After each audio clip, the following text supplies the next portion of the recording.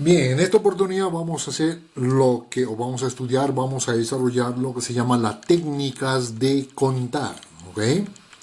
Principios fundamentales o principios básicos del recuento.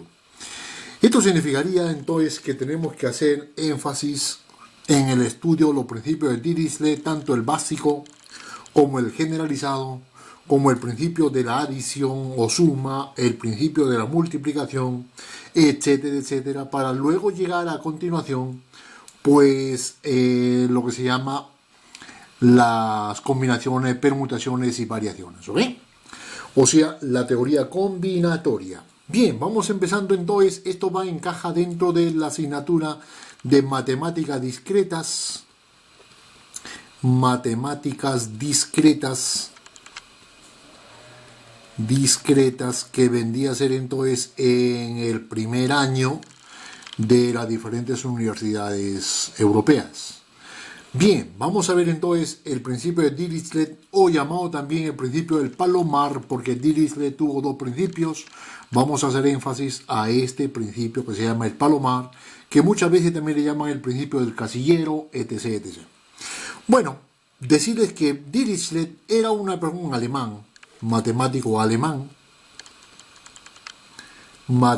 entre 1805, que es lo que nació, hasta 1859, más o menos por ahí, murió. Lo fundamental de esto, que no únicamente dio el principio del palomar, que lleva su nombre, no, sino que dio también la forma, digamos, actual o moderna de enfocar o describir una función matemática.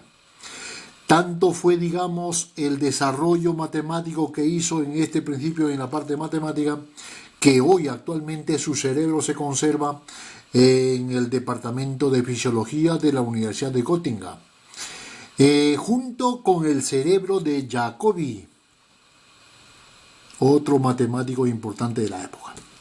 Pues entonces, eso fue lo que sabemos nosotros de lo que es el Dirichlet, el principio de Dirichlet.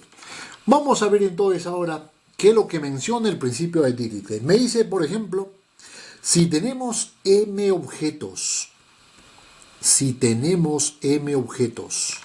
en su tiempo no habló de objetos, en su tiempo habló de palomas, y decía, si tenemos 10 palomas y existen 9 nidos, entonces al menos algún nido va a tener 2 palomas.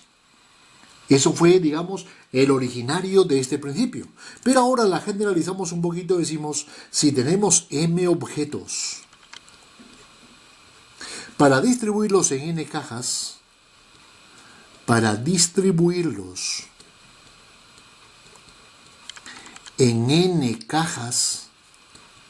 primero de lo primero, digamos, m objeto, el m es un número entero positivo y el n es un número entero positivo. O sea que estamos aquí hablando de una matemática entera, donde n cajas, donde decimos de que el número de objetos tiene que ser mayor que el número de cajas. Entonces, al menos una de las cajas,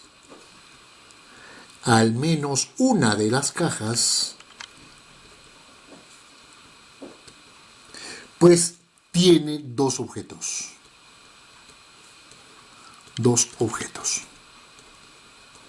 Ese es lo que manifiesta el principio de Dirichlet.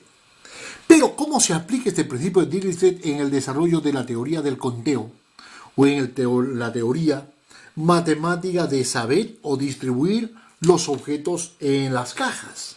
Vamos a ver, por ejemplo, un ejemplo típico de este principio que nos dice, ¿cómo puede saber o se puede haber, por ejemplo, en Madrid, dos personas con la misma cantidad de pelo en la cabeza?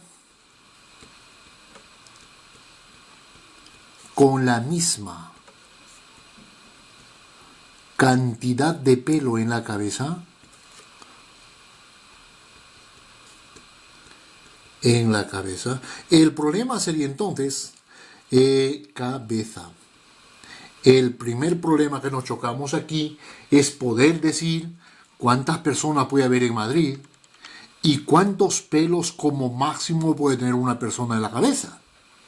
Ahí es el detalle. Entonces diríamos, en Madrid más o menos hoy actualmente estamos en los 6,5 millones de personas. Y los pelos de la cabeza más o menos van en promedio de 250 cabellos por centímetro cuadrado.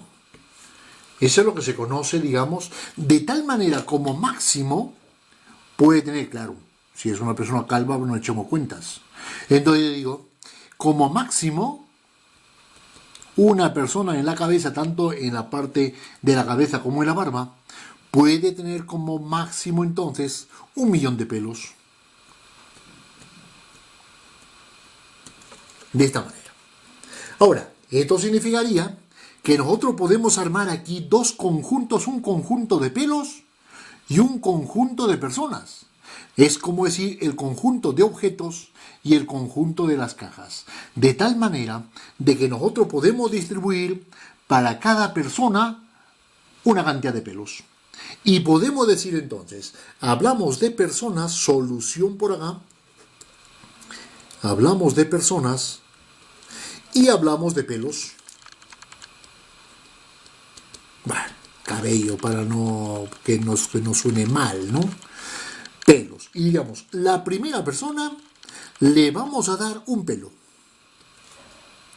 La segunda persona que pueda tener 2 pelos. La tercera persona que puede tener 3 y así vamos avanzando hasta llegar, por ejemplo, que 1 millón de personas. O sea que la 1 millón ava persona. Todas los pelos se tendría entonces acá. 1 millón ava, eso tendrá 1 millón de pelos. Entonces ya tenemos ahí todos los pelos que puede tener una persona en la cabeza. Ahora, si aumentamos una más, o sea, 1 millón más 1 personas, eso implica que se va a repetir, esto tendría 10 a la 6 más 1 pelos. O sea que ya se está repitiendo esta que está aquí. Ya se repetiría, claro, porque nosotros no tenemos 1, sino tenemos 6 millones de personas. Si vamos contando, pues se va a repetir la cantidad de pelos que tiene una persona en la cabeza. O sea, con eso queremos decir de que se puede demostrar, y está demostrado entonces, de que habrá por lo menos en Madrid, con 6,5 millones de personas, 2 personas que tengan en la cabeza la misma cantidad de pelos. Entonces digo, lo que queríamos demostrar. Sí lo existe. ¿Está bien? Pues bien, vamos a ver entonces un ejemplo de aplicación, un segundo, y nos quedaría entonces de esta manera. Ejemplo. Me dice, ¿cuántos números que sean cuadrados perfectos? ¿Cuántos números que sean cuadrados perfectos? ¿Qué significa cuadrado perfecto? Que sean cuadrado perfecto, necesito como mínimo, para garantizar que hay al menos 2 de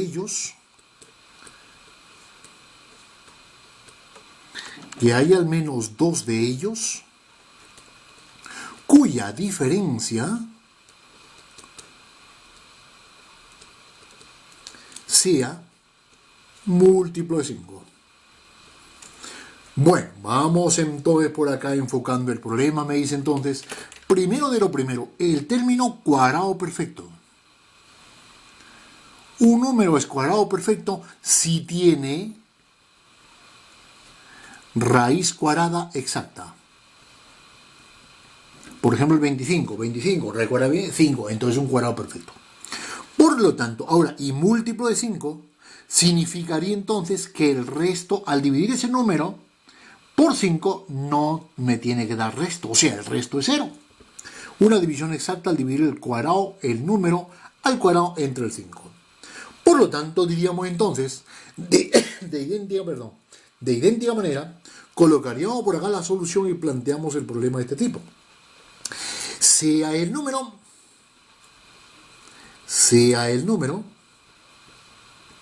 n, y este n me dice que tiene que ser un múltiplo de 5 más algo. Claro, porque yo no estoy buscando los cuadrados. El cuadrado tiene que ser un múltiplo de 5 y la diferencia de los cuadrados, no el cuadrado en sí.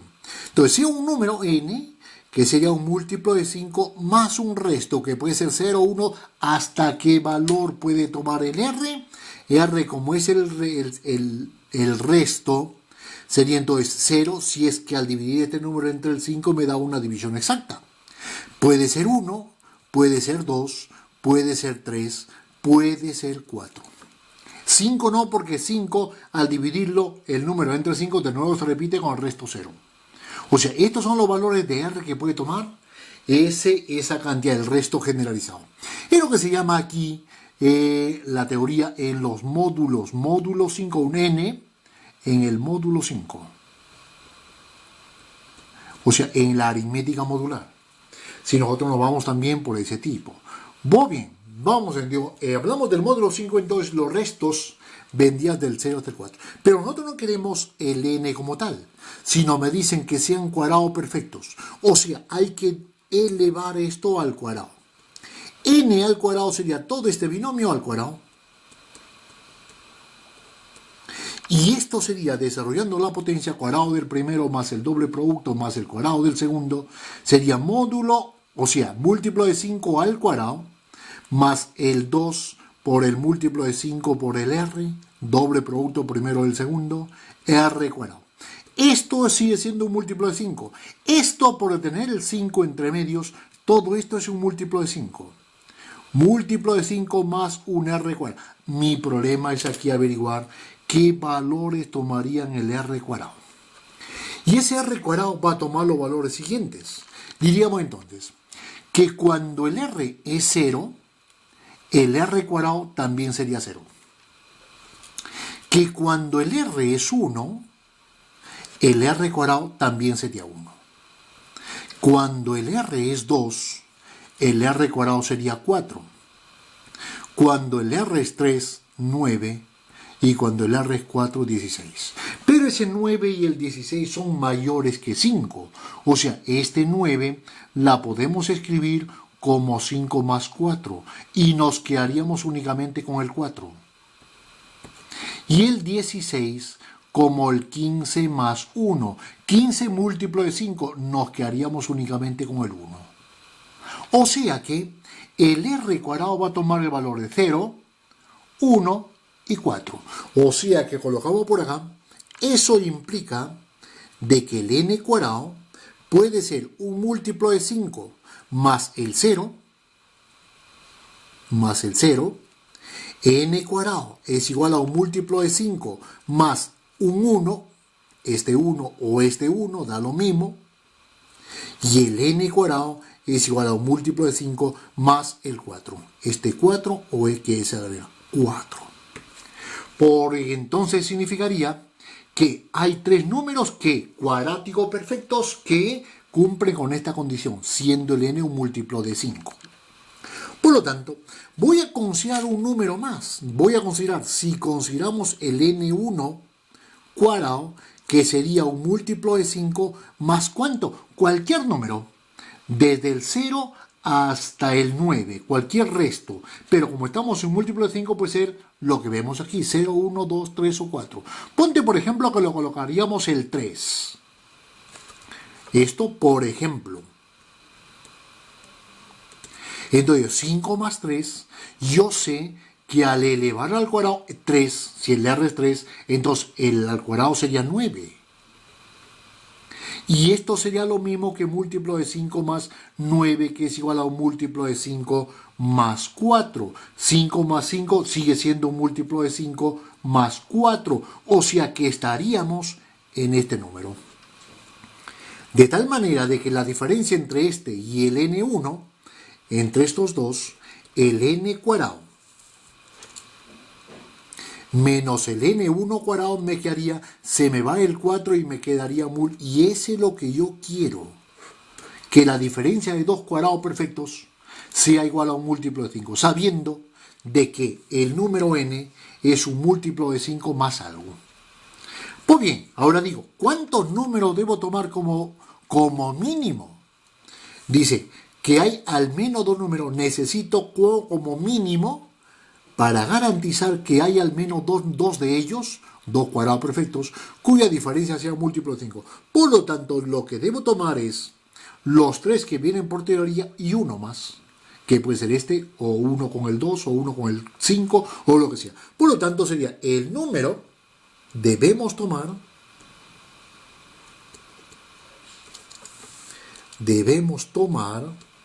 como mínimo 4 cuadrados perfectos. Perfectos. ¿Está bien? A ver, vamos a analizar aquí un tercer problemilla, un tercer ejemplo. Me dice, por ejemplo, vamos a ver, demostrar que si se elige al oro, demostrar que si se elige 10 puntos en un triángulo equilátero,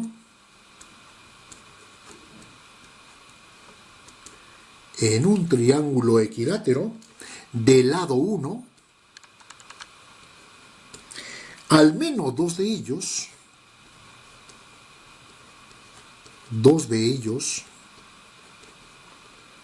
se encuentran a una distancia